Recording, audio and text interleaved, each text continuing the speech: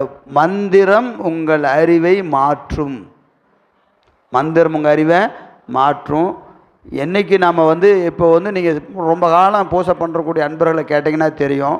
முதல்ல ஒரு மாதிரி பதட்டமாக இருக்கும். 1 மணி நேரம் ஆச்சு, 2 மணி நேரம் ஆச்சு அப்படிலாம் தோணும். ஒரு கால எல்லைக்கு மேலே அது என்ன ஆகிடும், உங்களுக்கு இயல்பாகிடும். எந்திரிச்சோமா, குளிச்சோமா, பூசை பண்ணோமா. இப்போ பூசை பண்ணுறங்கிறது நீங்கள் சாப்பிட்ற மாதிரி. என்றைக்காவது நான் சாப்பிடாம கீது விட்டுட்டா என்ன பண்ணுறதுங்க கேட்டிருக்கீங்களா? சாப்பிட்றோமா இல்லையாம்மா? 3 வேளை அரை மணி நேரம் ஆகுது. என்றைக்காவது அரை மணி நேரம் சாப்பிட்றதுக்காவது என்னங்க பண்ணுறது கேட்டிருக்குமா? என்ன ஒரு நாளைக்கு 8 மணிக்கு சாப்பிடும், ஒரு நாளைக்கு 10 மணிக்கு சாப்பிடும். அவ்வளோதான். அதிகபட்சமாக போனால் அந்த 8 மணிக்கு சாப்பிட்றத 10 மணிக்கு சாப்பிட்ருப்போம்.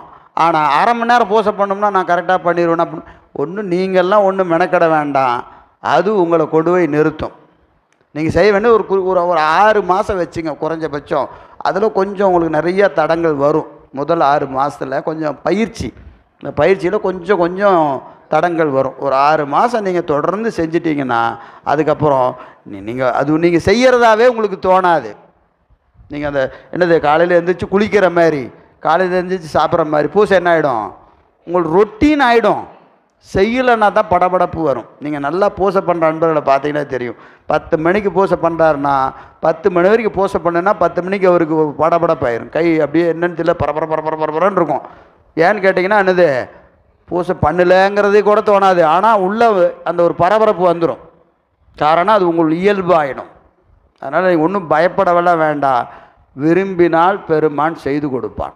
நீங்கள் செய்ய வேண்டியதெல்லாம் விருப்பம்தான். கட்டாயம் அன்பர்கள் சிவபூசை பண்ணணும்.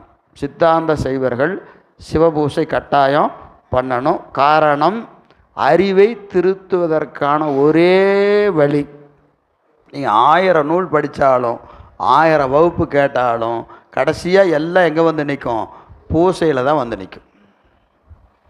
அதனால் கட்டாயம் என்ன செய்யணும், தீக்க வாங்கலாமா, கண்டிப்பாக வாங்கணுமா, இதெல்லாம் என்னது கொஞ்சம் கஷ்டமான கேள்வி தான். உங்களோட நிலையில் நாங்கள்